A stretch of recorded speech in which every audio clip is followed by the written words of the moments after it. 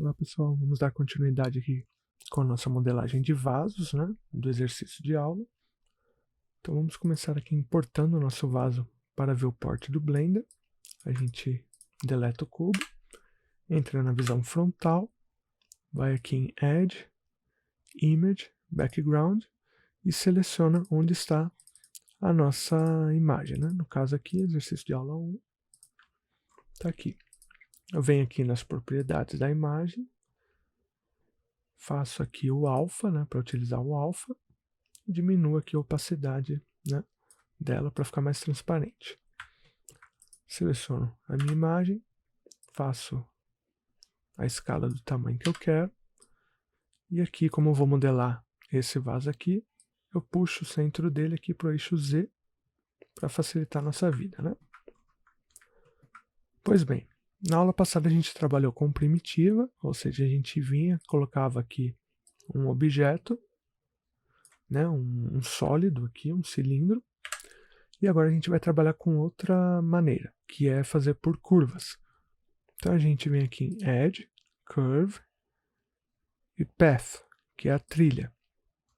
Ele vai fazer essa linha reta aqui, que se a gente entra no modo de edição, a gente vai ver aqui alguns pontinhos aqui, né? A gente pode selecionar esses pontos, inclusive.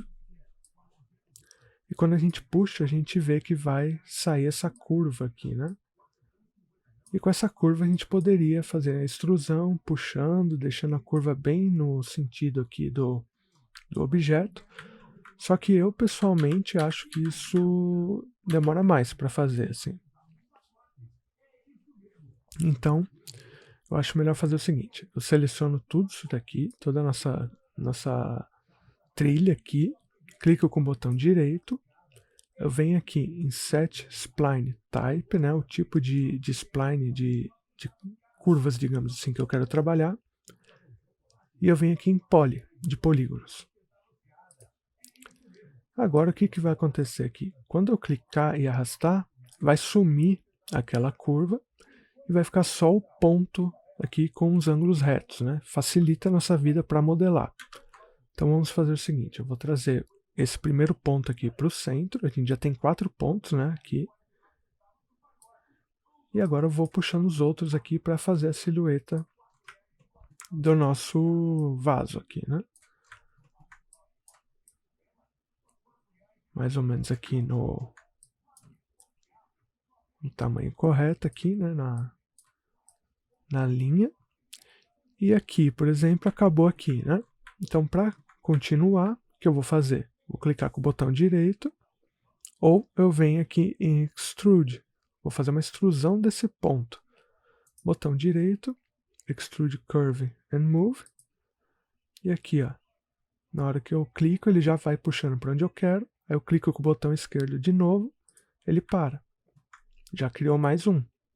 Novamente, botão direito, Extrude, para onde eu quero. E eu vou fazer isso até terminar aqui o lado de fora do nosso vaso.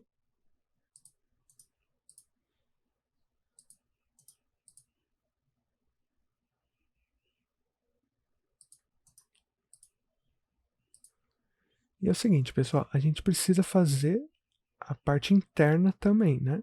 Então a gente vai dar toda a volta aqui até chegar aqui novamente no eixo Z. Então vamos continuar aqui a extrusão, ó.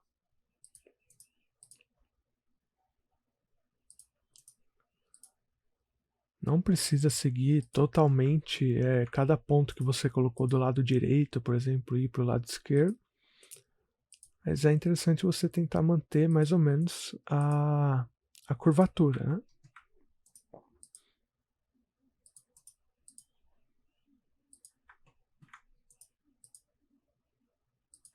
Então a gente continua aqui fazendo a extrusão.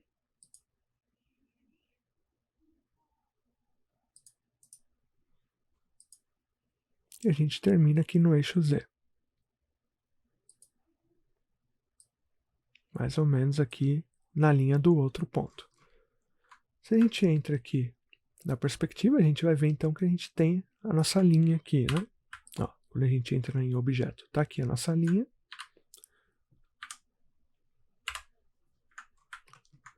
E o que a gente vai fazer agora, pessoal?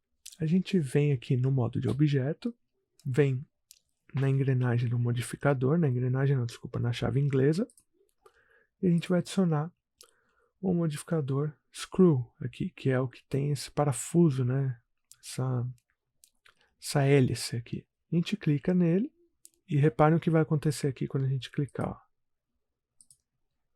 Olha que legal, pessoal. Ele já fez aqui uma revolução de 360 graus. Eu vou entrar aqui na perspectiva para vocês verem. Nas opções aqui do screw, eu posso diminuir o tamanho da minha revolução. Se você quiser só uma parte, põe 90, 180, enfim. Eu vou manter nos 360, porque eu quero o vaso completo.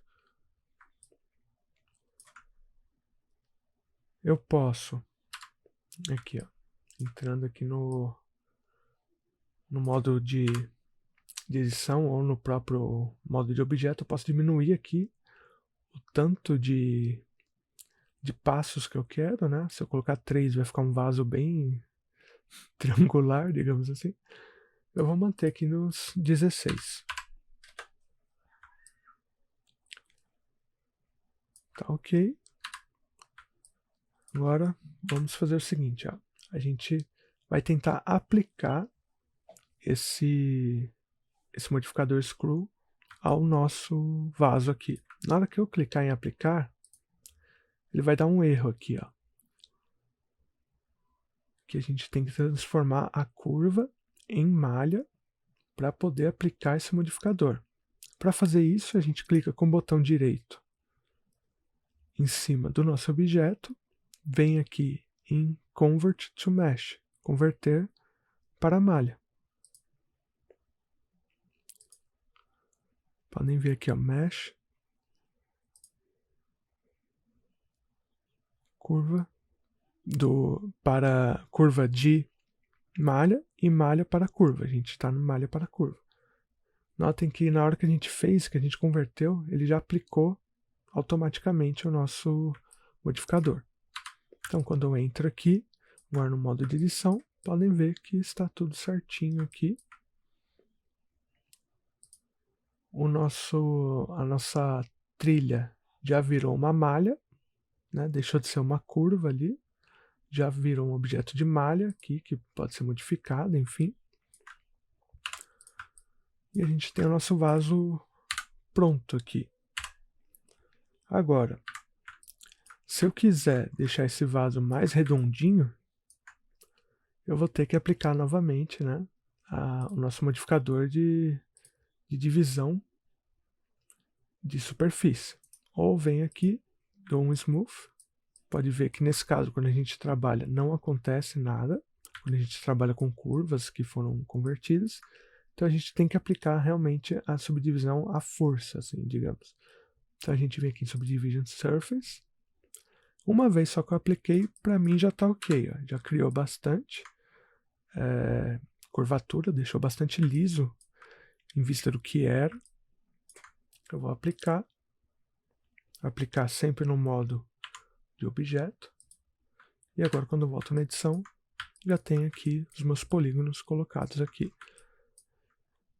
Daria depois para eu aplicar mais outra subdivisão, se eu quisesse, mas já ficaria super sobrecarregado de polígonos o meu objeto. Não é necessário, pelo menos para mim, no momento não é necessário. Depois você pode fazer algumas modificações, aumentar, diminuir, para deixar ele mais com a silhueta aqui mais correta.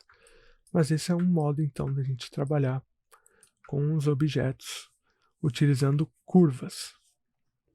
No próximo vídeo a gente vai aprender como modelar o vaso utilizando sólidos, mas de uma maneira um pouquinho diferente. Então até a próxima.